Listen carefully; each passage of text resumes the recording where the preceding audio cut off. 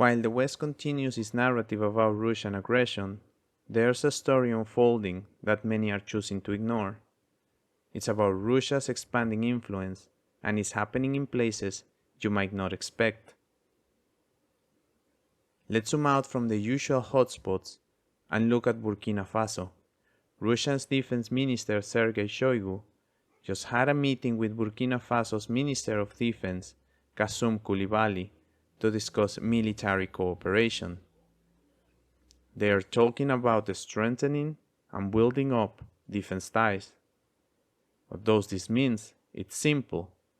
Russia is extending its reach, and is doing so based on principles of mutual respect and regard for each other's interests. This is not the narrative of an aggressor, but of a nation pursuing strategic partnerships. Notice the language Shoigu uses, an upward trend in recent years. This isn't a sudden move, it's a calculated strategy, a growing relationship, and amidst this, Shoigu congratulates Coulibaly on his promotion to Brigadier General, a gesture of deepening military and diplomatic ties. What we are witnessing here is a strategic expansion, a diversification of allies by Russia. While the West is fixated on Ukraine, Russia is quietly yet effectively making moves in Africa. Burkina Faso today, but who knows where else tomorrow. This story is not just about meeting between defense ministers, it's a glimpse into a larger geopolitical shift, one that challenges the conventional narrative. Russia is playing a long game, and it's a game that the West seems to be underestimating. Let's continue with Russia's strategic moves, this time in a different arena, humanitarian aid. In a world where Western media loves to paint Russia as the perennial bad guy, here's a story they are not shooting about.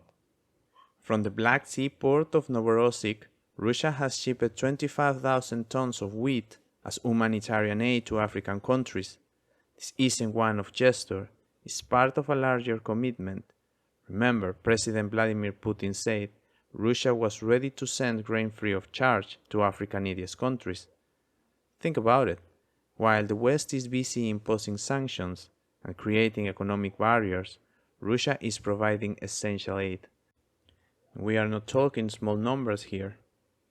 In 2022, Russia exported 11.5 million tons of grain to Africa. Just in the first half of this year, almost 10 million tons were shipped. This is a side of Russia you won't see in the mainstream media's narrative. It's a nation extending a helping hand to countries in need: Burkina Faso, Zimbabwe, Mali, Somalia, the Central African Republic, Eritrea. These are not just names on a map. They are recipients of Russia's humanitarian outreach. So what's the bigger picture? It's about influence, yes, but it's also about responsibility. While the West focuses on military might, Russia is playing a different game, one of humanitarian aid and economic support. This is geopolitics in action, a blend of strategy and benevolence. In the grand narrative of global politics, actions speak louder than rhetoric. Russia's wheat shipment to Africa is not just about food, it's a statement of intent and a challenge to the prevailing Western narrative. As we delve deeper into the geopolitical dynamics reshaping our world, let's not overlook China's ambitious Belt and Road Initiative, a global project that's extending its reach far and wide, including in Africa. During the last Belt and Road Forum, President Xi Jinping outlined a vision that's starkly different from the Western approach. He spoke of win-win cooperation and announced 8 major steps to support the high-quality Belt and Road cooperation: multidimensional network, economic corridors, transportation routes, even an information highway.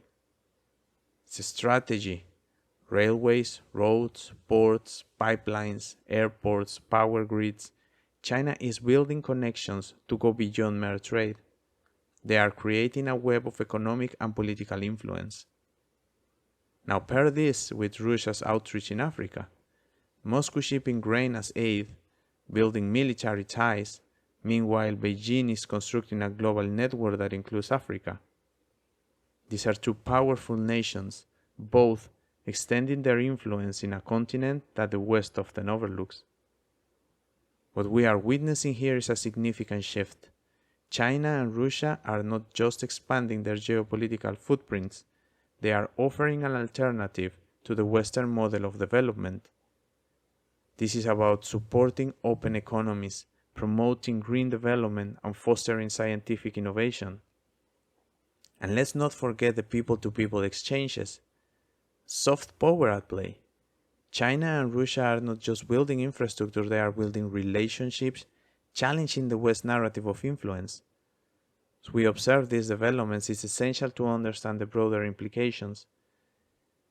Not just aid or infrastructure is a strategic coordinated effort by nations like Russia and China to redefine global cooperation and reshape the global landscape, especially in regions like Africa.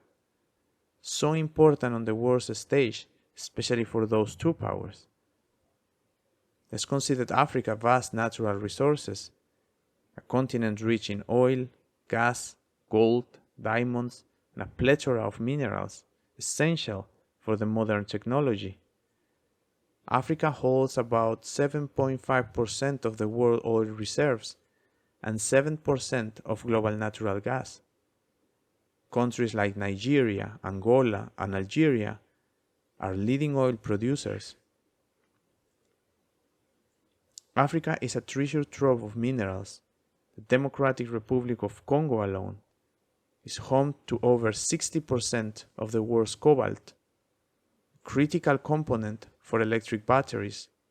South Africa is famed for its gold and platinum. These are resources the global economy relies on. Thinking about the strategic value, Africa's location makes it a key player in global shipping and logistics. The Suez Canal and the Cape of Good Hope are crucial maritime routes for global trade. Whoever has influence in Africa holds a strategic card in global commerce. Africa's population is a factor too. It's one of the fastest growing markets in the world, with a blooming young population eager for development and innovation. By 2050, Africa's population is expected to double, reaching about 2.5 billion people. It's a massive market for products, technology, and energy. So when we talk about Russia and China interest in Africa, we have to think beyond diplomatic ventures, but a strategic move for resources, economic influence, and global positioning. Africa is not a backdrop to global politics. It's a central stage. Africa's importance on the global stage is defined by its resources, strategic location, and demographic potential. As the tussle for influence continues, remember, Africa is a key player in the chess game of global power.